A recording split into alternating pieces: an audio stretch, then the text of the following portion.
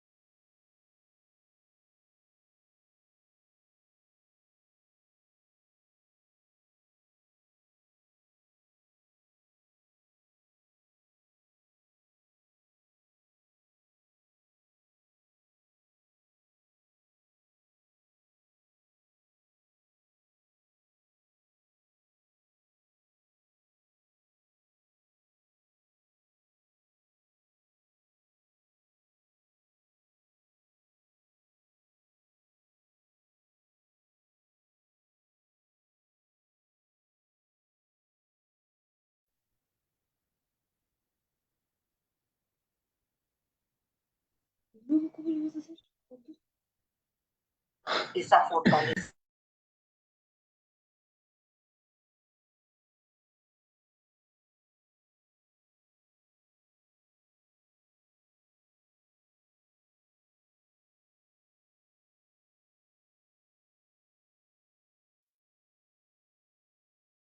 Buenas noches.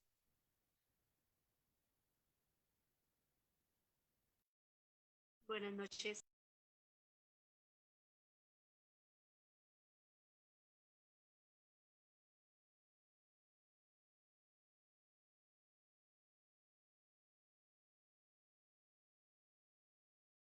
Buenas noches. No sé si tal vez ya se puede compartir la pantalla.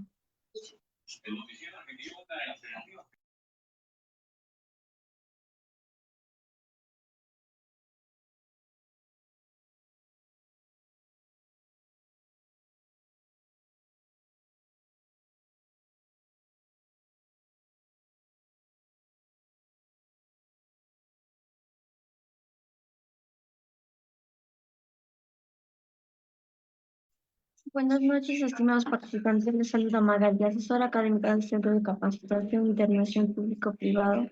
Sí, agradezco la participación de cada uno de ustedes al Diplomado Internacional en Fisioterapia Pediátrica y Neonatálgica, con el módulo de Fisioterapia en el paciente neonatálgico.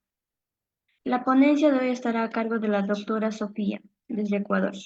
Antes de comenzar con la ponencia, les dejo algunas recomendaciones. Por favor, mantener sus videos y micrófonos apagados durante toda la ponencia. Ante cualquier duda o consulta, lo va a responder la doctora al final. Para los participantes que deseen solicitar la clase grabada más material de estudio y certificación, les dejo los números en el chat. Buenas noches, doctora. Puede comenzar con la ponencia. Buenas noches. Gracias, estimada. No sé si me puede dar la habilitación para poder compartir la clase.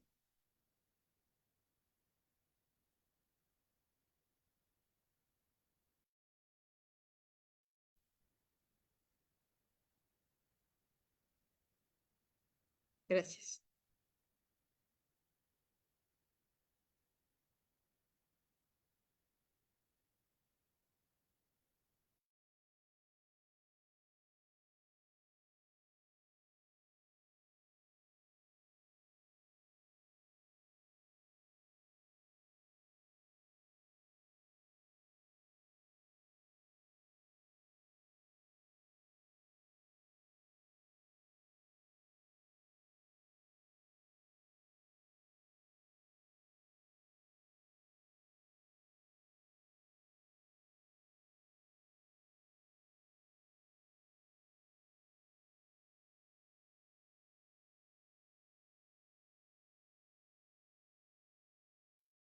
Doctora, puede compartir.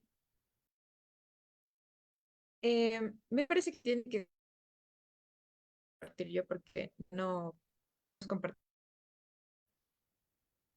Gracias. Ahí sí.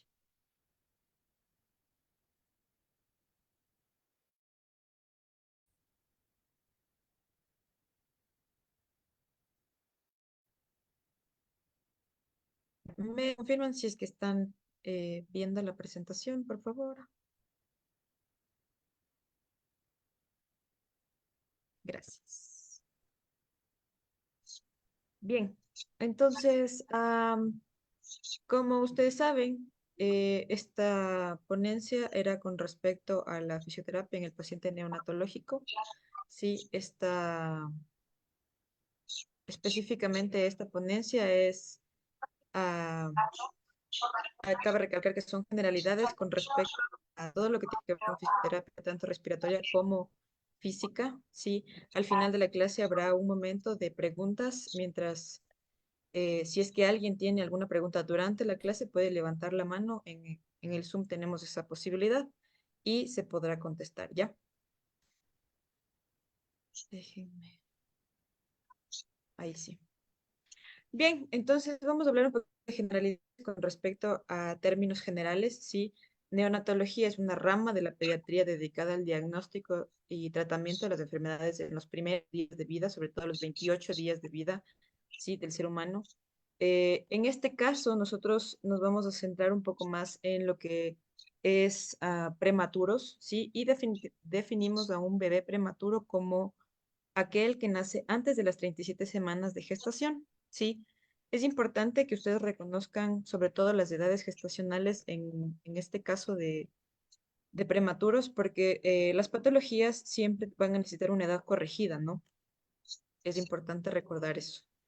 Entonces, un poquito con respecto a generalidades de la formación, ¿sí? De, de la, de esta parte pulmonar de nuestro bebé, ¿sí? En este caso de nuestro embrión, vamos a hablar un poquito de que a la tercera y a la sexta semana tenemos justamente una formación embriogénica con un brote pulmonar.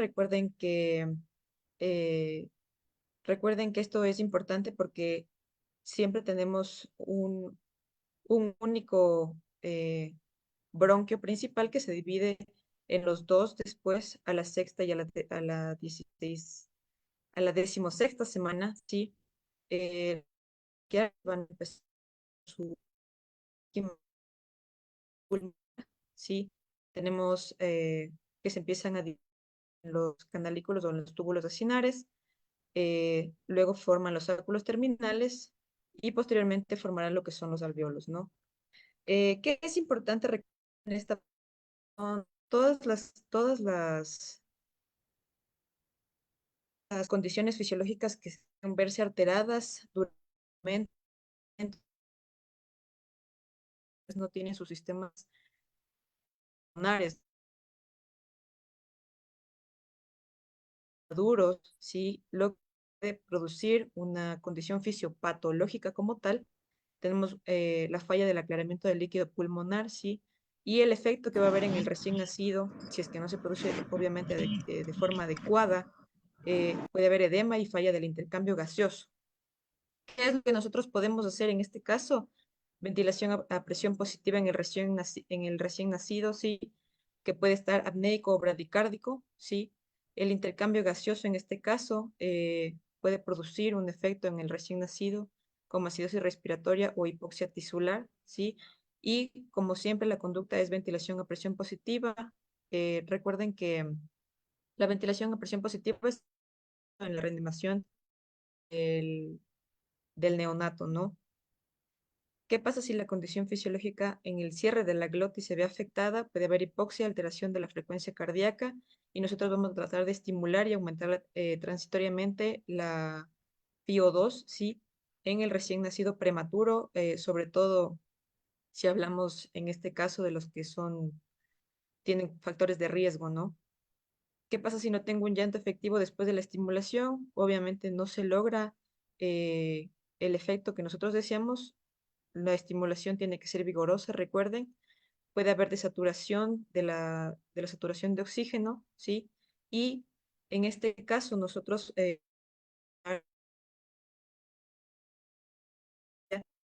un oxígeno mayor al 80% a los 5 minutos, ¿sí?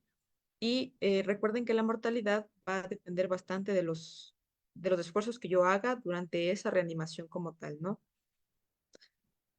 Tenemos la activación del reflejo del trigémino cardíaco, ¿sí? Y en este caso podemos eh, o- ¿sí? Desencadenar en o sea, taquicardia, ¿sí? Y la conducta es tenerlo presente para funcionar bien la máscara.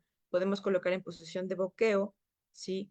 O obviamente lo que hay que hacer es el cuello para tener mejor entrada de aire, ¿no? Luego, fisiología, eh, eh, se puede ver en apnea o bradicardia durante la succión traqueal y lo que nosotros podemos hacer es evitar la succión vigorosa incluso cuando hay, ¿no? ¿Cuáles serían las consecuencias principales de la prematuridad? En este caso, primero, síndrome de distrés respiratorio por déficit del surfactante, ¿sí? Inmadurez de los órganos y sistemas, alteración y retraso del desarrollo psicomotor, que hablaremos más adelante de cuáles son las partes normales y patológicas, ¿sí? Infecciones respiratorias, alteraciones de la ventilación mecánica, displasia pulmonar y enfermedades de las membranas hialinas, ¿no? Que son unas de las más comunes. En este caso, y en esta ponencia específicamente, nosotros nos vamos a centrar netamente en lo que son las enfermedades que se presentan durante las primeras horas después del nacimiento, ¿no?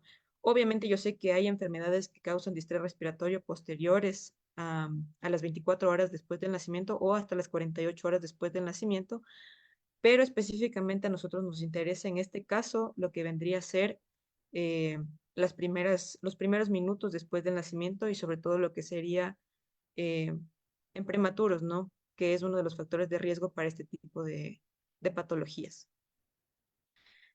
Entonces, ya centrándonos directamente en lo que es la fisioterapia neonatal, ¿cuál es la importancia de esto? Primero, se pretende, obviamente, mejoras en el estado del recién nacido pretérmino, ¿sí? Ayuda a la maduración de sus sistemas y la estimulación sensorial, tratamiento respiratorio, posturas de drenaje, percusión y vibración, cambios posturales y masaje, que vamos a ver igual más adelante, que son unas de las más importantes, ¿no? Recuerden que parte de nuestra fisioterapia puede ser incluso un factor que disminuye la mortalidad y la morbilidad del prematuro, ¿no?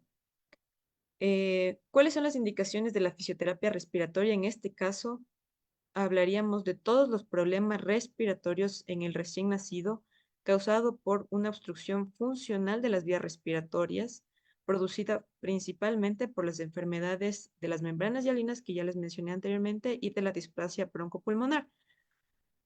No solamente se puede hablar de una obstrucción funcional, sino también anatómica.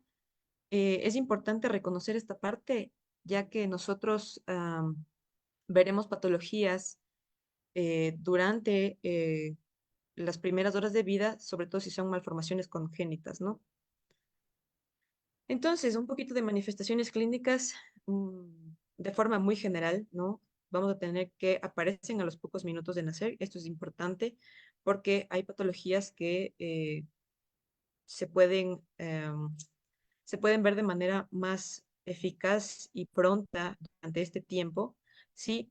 Primero que voy a tener sonido áspero y tubular al momento de la auscultación, ¿sí? Puedo tener disnea, puedo tener palidez, ¿sí? Puedo tener también apnea o boqueo, ¿sí? Aleteo nasal también puede haber, cianosis y obviamente crepitantes finos en bases, ¿no? Por el mal flujo del líquido amniótico, sí, que no permite un intercambio gaseoso correcto. ¿Qué más puedo tener? Un aumento de la presión arterial, que casi siempre es de los indicadores y aumento de la temperatura, lo que podría indicarme incluso también una infección, ¿no? Puede haber cianosis y fatiga, ¿no? ¿Cómo yo voy a hacer mi valoración con respecto a la función respiratoria y cardiovascular? Primero, recuerden que la patología respiratoria constituye la causa más frecuente de morbilidad en el periodo neonatal. Sí, puede afectar del 2 al 3% de los recién nacidos y hasta el 20%, sí, de los que tienen un peso menor a 2,5 kilogramos al nacer. Recuerden que peso bajo al nacer es uno de los factores de riesgo, sobre todo en prematuros, ¿no? Permite valorar también la gravedad del cuadro, sí, más que la etiología, para lo que suele ser necesario también una completa anamnesis,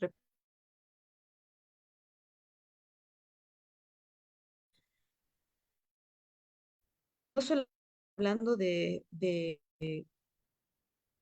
cosas o secciones, podemos tener el test de Silverman, sí, en el que nosotros podemos bajo respiratorio e ir valorando la evolución clínica de nuestro paciente, sí.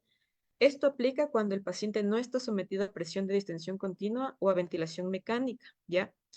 Eh, ¿Cómo yo voy a utilizar la puntuación de Silverman para valoración? Primero tengo 0, 1, 2 y cada uno de estos valores me va a dar primero aleteo nasal, si es que es ausente, quejido respiratorio, si es que es ausente, retracción costal o sifoidea, claro, si es que es ausente, retracción intercostal o dorso lateral, si es que es ausente, y movimiento del tórax y del abdomen en inspiración. Sí, recuerden que cada uno de estos puntos se valora y tendré primero de 1 a 3 quiere decir dificultad respiratoria leve, de 4 a 6 la puntuación, dificultad respiratoria moderada y de 7 a 10 dificultad respiratoria severa. Entonces, este tipo de tablas se pueden utilizar incluso en la anamnesis y durante la valoración para nosotros determinar a posterior nuestro tratamiento y lo que yo voy a hacer durante ese tiempo que tengo para mejorar eh, nuestro tratamiento de respiración, de rehabilitación respiratoria, ¿no? ¿Cómo voy a hacer la valoración en la auscultación? Primero, analizar la presencia de hipoventilación difusa, ¿sí? Si es que está en alguna zona torácica, ver si es que sí, todos estos sonidos van a depender bastante, van a el tipo de patología que yo voy a ver, ¿sí? Primero, si es que tengo asimetría o desplazamiento de los tonos cardíacos también, puede proporcionar una información relevante acerca de la distribución del murmullo vesicular, que es uno de los factores trascendentales en este punto, la posición del tubo traqueal, sí, en pacientes obviamente intubados, y la sospecha de neumotórax o neumomediastino, sí, que puede haber en nuestro paciente neonatológico, ¿sí? El derrame pleural, si es que es abundante o no, también va a permitirnos nosotros nuestra, nuestro tratamiento posterior, ¿no?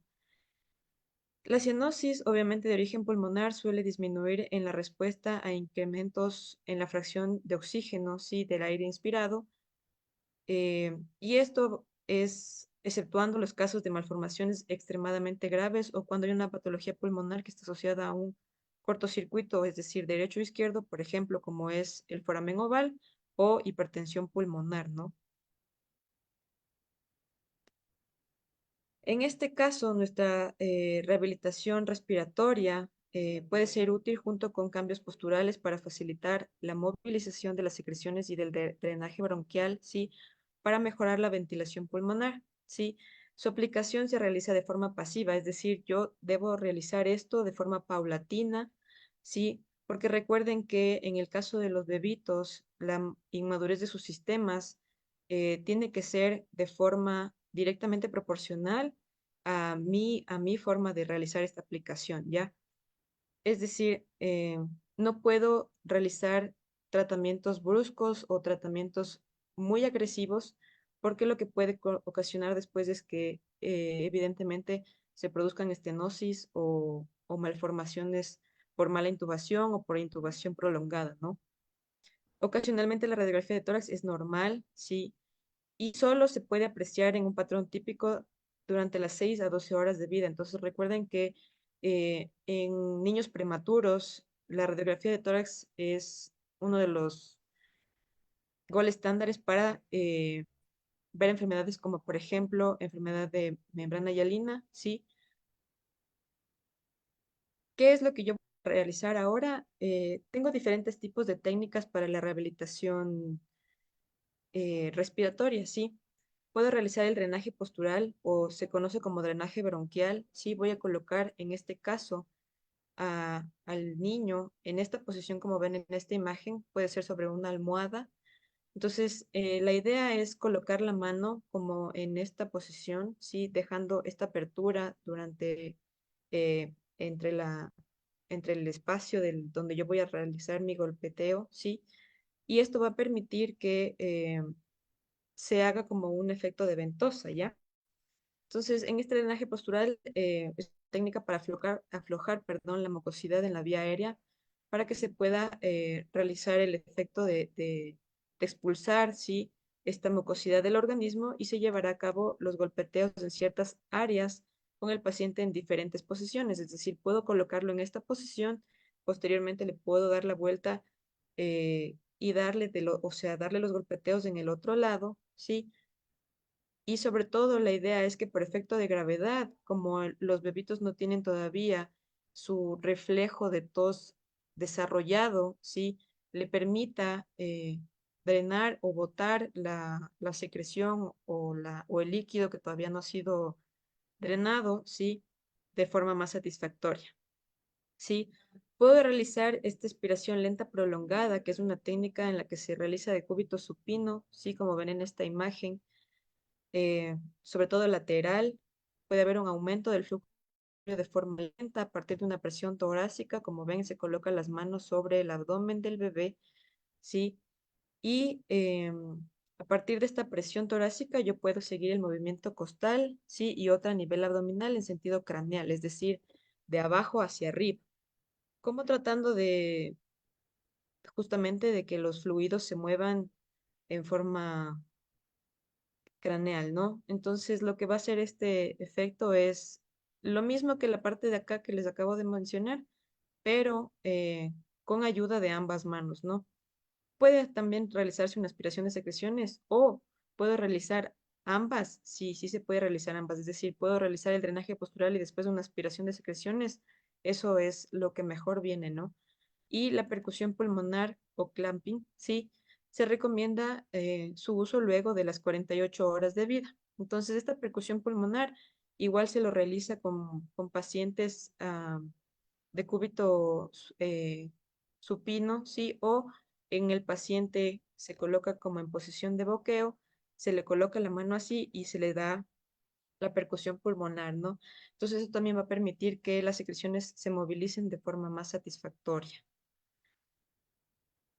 Bien, entonces desarrollo neurológico del neonato como tal, ustedes tienen la evolución sensorial normal de un niño, ¿sí? Yo tengo que fijar en este caso la edad del, del bebé, ¿sí? Si son de 4 semanas, en el caso de la visión, yo voy a tener que mirar a su madre cuando le habla, ¿sí? Sigue a 90 grados. Recuerden que ellos todo lo pueden realizar de una forma arcaica, ¿sí? La audición se mantiene ante una voz familiar, es decir, el niño regresa su cabeza o dirige su cabeza ante el sonido de una voz familiar, ¿ya? A las 8 semanas, yo puedo tener que converge la mirada o sigue los objetos. En este caso se puede valorar también con una linterna, puede seguir la luz. Las 12 semanas sigue un objeto de 180 grados y verticalmente, ¿sí? Y en el caso de la audición se gira ante un sonido familiar en supino, ¿no? A las 16 semanas reconoce objetos, por ejemplo, juguetes familiares, ¿sí? O también responde a el sonido de la voz de su madre, sigue órdenes, ¿sí? A las 20 semanas sonríe ante un espejo y reconoce voces individuales, es decir, casi siempre los bebés reconocen la voz de sus padres o del cuidador, ¿no? A las 24 semanas, ve y reconoce un adulto a distancia, mira objetos caídos, ¿sí? Eh, es importante que ustedes sepan que cada uno de los bebés puede girar la cabeza siguiendo un sonido que siempre le resulte familiar. A las 36 semanas, mira y busca objetos escondidos, ¿sí? Localiza sonidos de mayor distancia. Y el primer año reconoce fotos de objetos.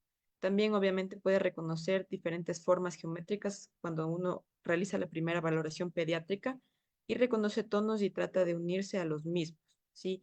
Em, Nosotros, en este caso específicamente, vamos a tener una evolución de las reacciones arcaicas en el desarrollo que van a desaparecer a cierta edad. En este caso, yo les he puesto esta tabla en la que nosotros tenemos primero las reacciones arcaicas, tenemos el automatismo de la marcha que desaparece entre el primer y segundo mes, la sinergia tónico-flexora de la mano, sí, que desaparece al tercer y cuarto mes.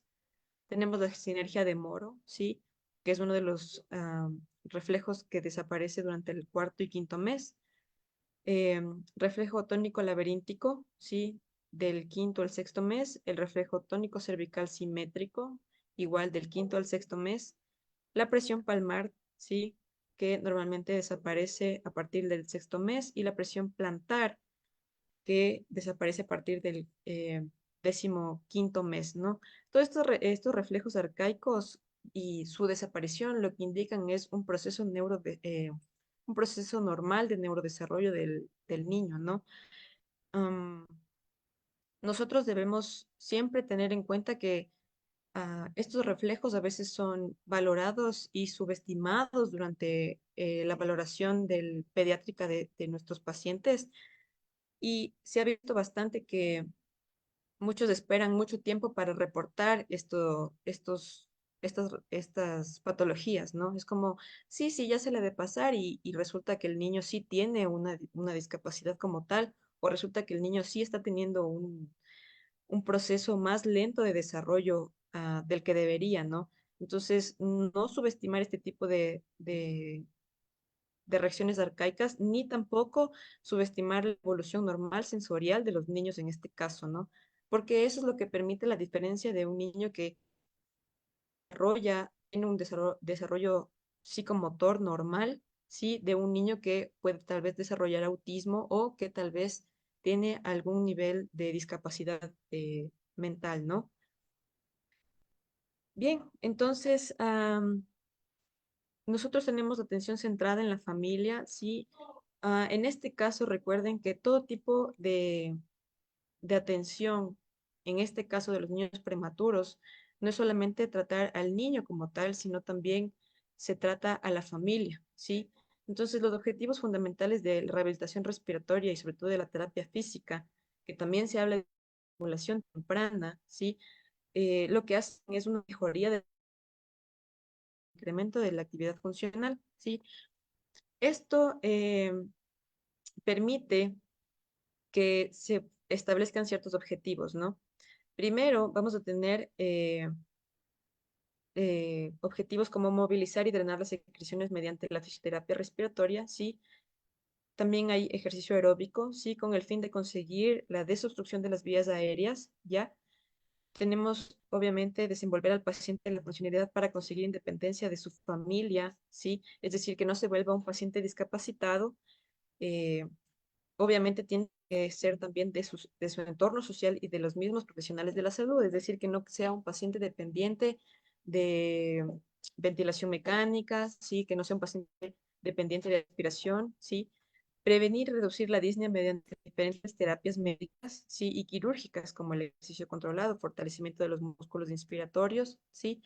Disminuir la posibilidad de una infección o inflamación secundarias, sí, a todo lo que ya hablamos anteriormente, ¿sí?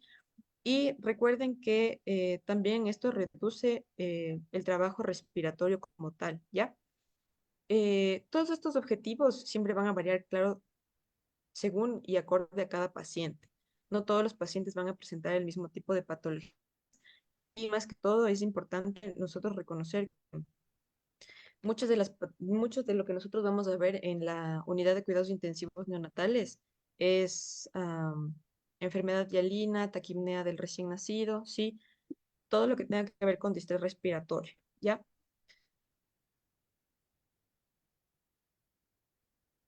Entonces, parte, parte de lo que les había mencionado eh, va a variar según la sintomatología o el tipo de enfermedad que yo voy a ver durante este distrés respiratorio, ¿ya? Entonces, ¿alguien tiene alguna pregunta, alguna duda con respecto a lo que acabo de mencionar?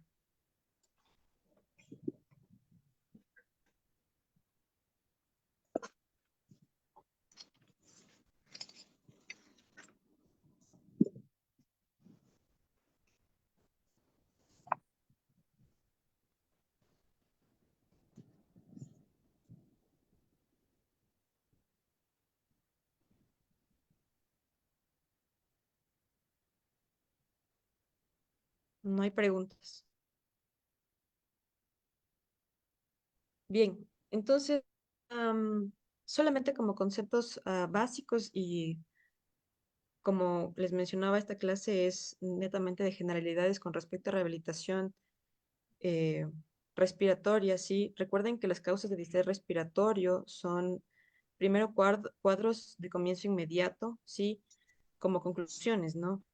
Podemos tener, como les decía, la enfermedad de membrana hialina, ¿sí? Podemos tener taquipnea recién nacido, podemos tener distrés respiratorio leve o síndrome de aspiración meconial. Todos estos siempre van a ser de instauración inmediata, ¿no? Tenemos también infecciones pulmonares precoces o tardías, ¿sí? Y finalmente tenemos las alteraciones que se dan generalmente a nivel secundario o am, como consecuencia de problemas pulmonares. ¿A qué quiero llegar? Primero, aire extraalveolar, sí, como un enfisema intersticial, sí, el neumomediastino, como les mencionaba anteriormente, sí, o también enfermedad pulmonar crónica, sí, de la prematuridad, obviamente, la displasia broncopulmonar, pulmonar persistente neonatal, sí. Entonces, puedo tener también malformaciones, sí, como las cardiopatías congénitas, sí, es decir, un ductus arterioso, sí, obstrucción, sí.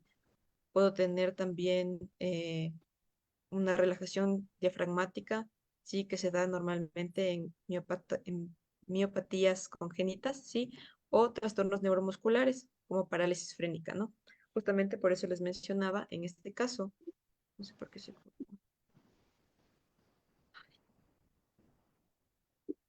Justamente en este caso, como les decía, eh, de la estimulación del nervio frénico, ¿no? Y finalmente tenemos los beneficios del tratamiento de la rehabilitación pulmonar como tal, sí, tenemos que disminuye la morbilidad, mejora la calidad de vida de los niños prematuros, mejora el intercambio gaseoso, sí, mejora la ventilación pulmonar, evita el colapso alveolar, sí, evita la distendibilidad de la pared torácica y disminuye el trabajo respiratorio. Esto también tomando en cuenta que em, mientras menos tiempo esté el niño hospitalizado, es mejor para la familia y para él. Recuerden que mayores tiempos prolongados de hospitalización eh, aumentan el riesgo de adquirir infecciones hospitalarias, sí, es decir, nosocomiales, y en esto vamos a tener no solamente un problema a largo plazo, porque recuerden que la mayoría de infecciones nosocomiales para este caso de pacientes prematuros o neonatos, lo que ahí es que aumenta la morbilidad y sobre todo em, el tiempo de hospitalización tanto de la madre como del niño, ¿sí? Es, nosotros no debemos olvidar todo lo que vimos en la valoración, pasar nada por alto, ¿sí? Siempre estar pendientes de la saturación de oxígeno, ¿sí? Siempre estar pendientes de aleteo nasal, si es que tengo distrés respiratorio, si es que tengo quejidos, si es que tengo retracción costal, ¿sí? Ese tipo de signos que yo tengo en mi paciente son los que nos van a determinar a nosotros si es que va a haber una hospitalización mayor o, evidentemente, si es que esos tiempos van a disminuir, ¿no? ¿Alguna pregunta, alguna duda?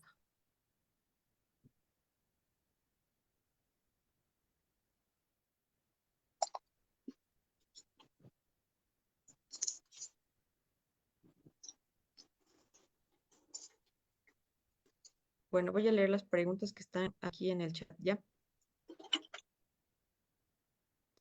Dice, ¿es recomendable iniciar la terapia respiratoria y qué tipo puede ser vibratoria o capotaje? ¿Ya? Eh, Algo que me olvidaba de mencionar es que primero recuerden que la terapia respiratoria, en este caso y en artículos y en general, sí, mm, ha sido probada netamente en pacientes adultos, ¿no?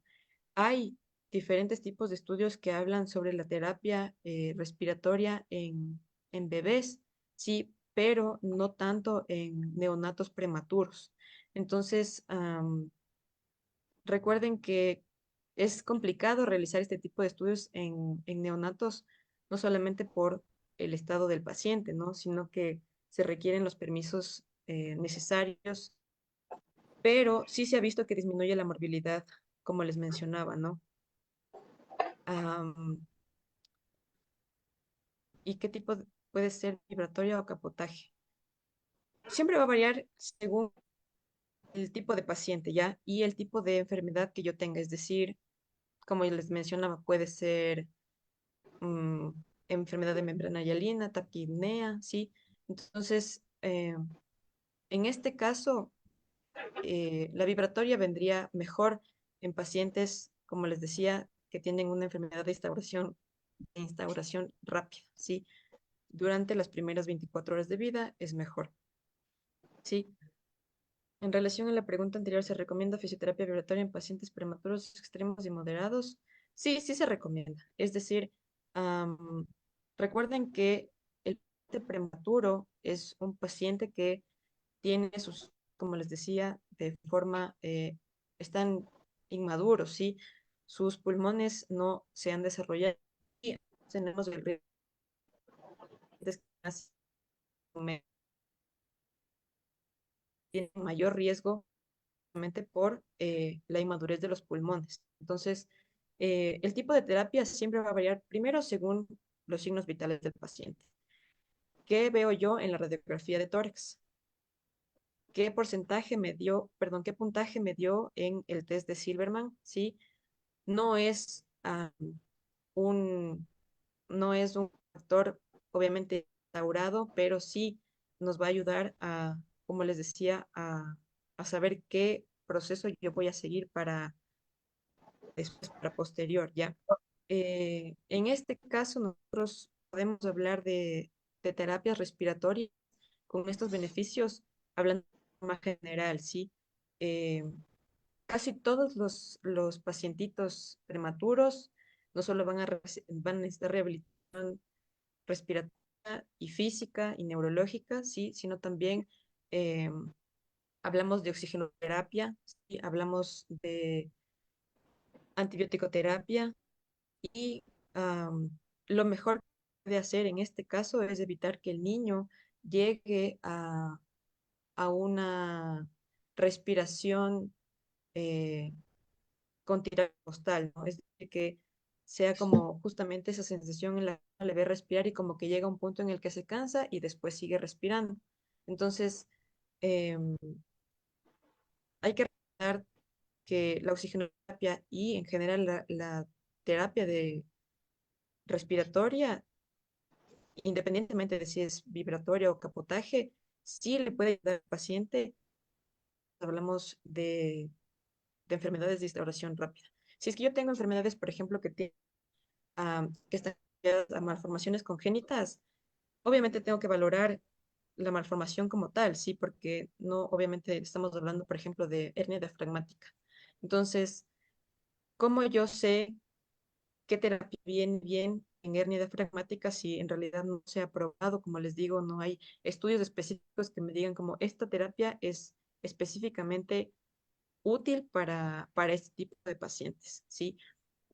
Como les decía, este tipo de probada en adultos y solamente hablamos de niños prematuros y de estudios de niños prematuros en tratamientos generales, ¿no?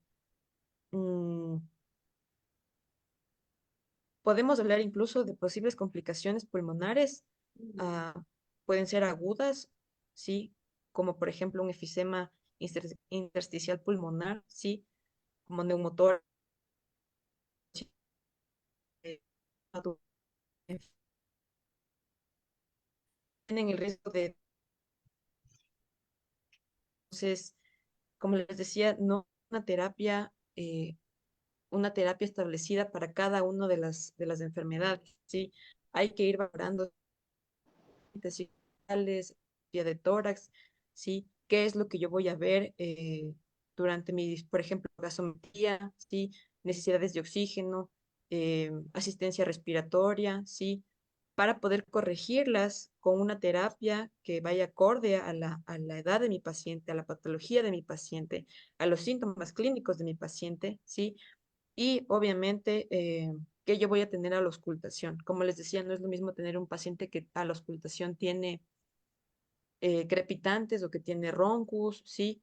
Porque eso va a variar según el estado, o sea, según como yo vaya viendo la evolución de este mismo paciente, ¿ya?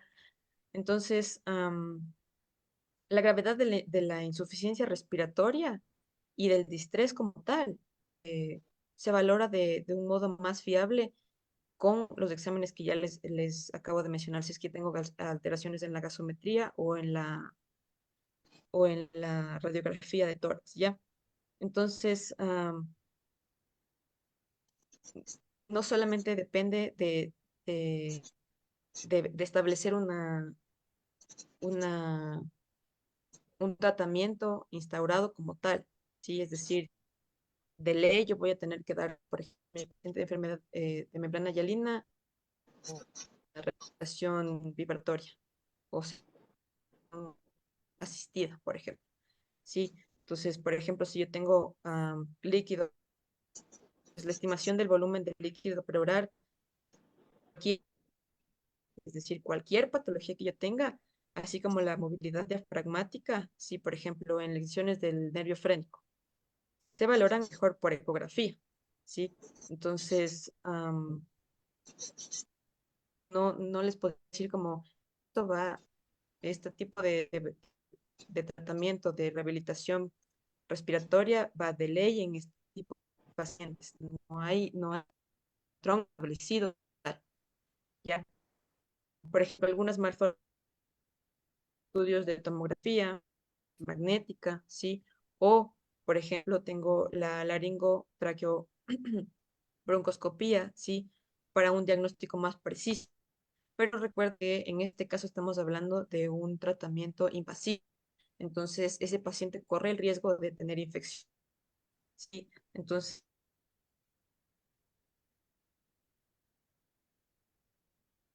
o eh, diferentes tipos de proceder según no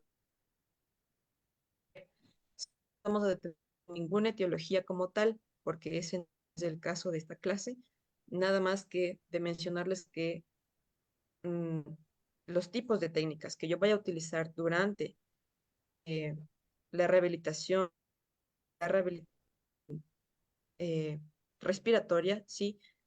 Eh, son las técnicas que existen y que ayudan, que se ha visto que disminuyen la morbilidad, aumentan la capacidad pulmonar, ¿sí? Y permiten el cambio gaseoso.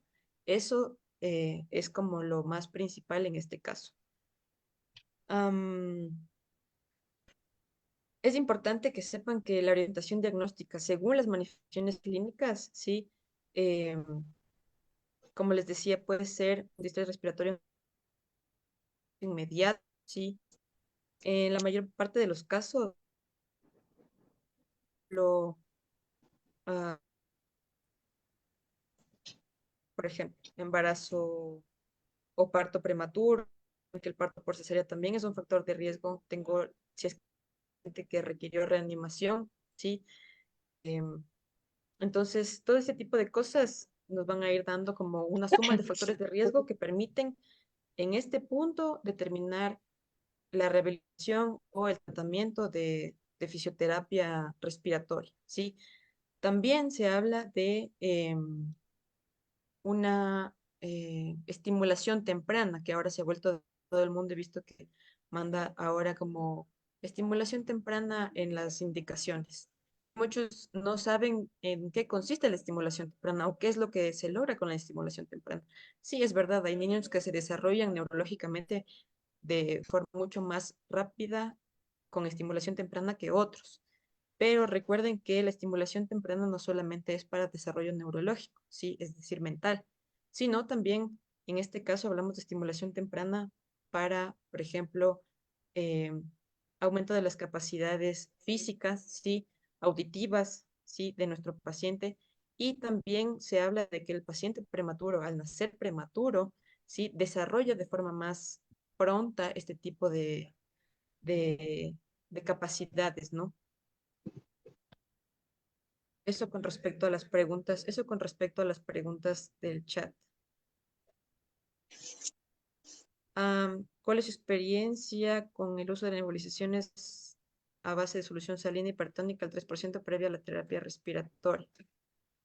La nebulización como tal no es parte de la terapia respiratoria, ¿ya?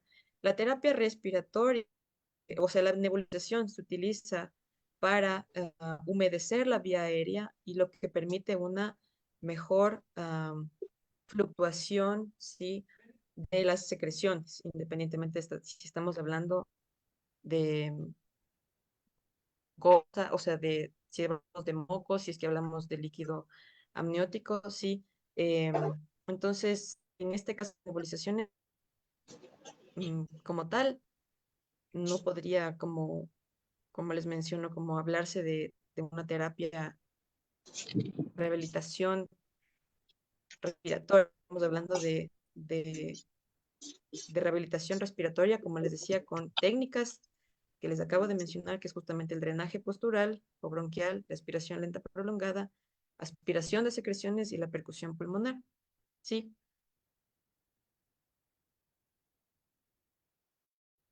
eso con respecto a a las preguntas. Otra pregunta. O- la última pregunta. No hay más preguntas. Bien, entonces, como les mencionaba, este es como una ponencia muy general con respecto a técnicas de rehabilitación respiratoria y obviamente estimulación temprana. Al ser muy general, recuerden que no se habla de patologías ni de etiologías establecidas, ¿sí?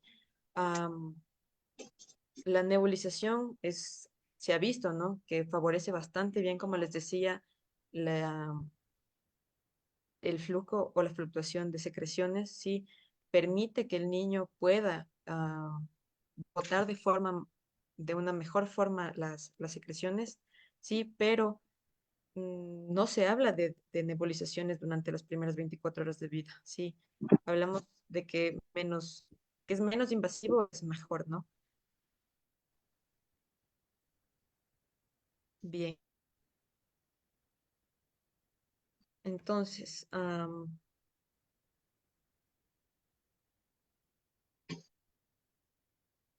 entonces, siendo las 9, sí, entiendo que nosotros empezamos más tarde. La clase era a las 8, pero por problemas de conexión y de una serie de intercambios hubo justamente esta confusión con el link. Entonces, am, creo que no hay más preguntas. Eso sería todo. Gracias.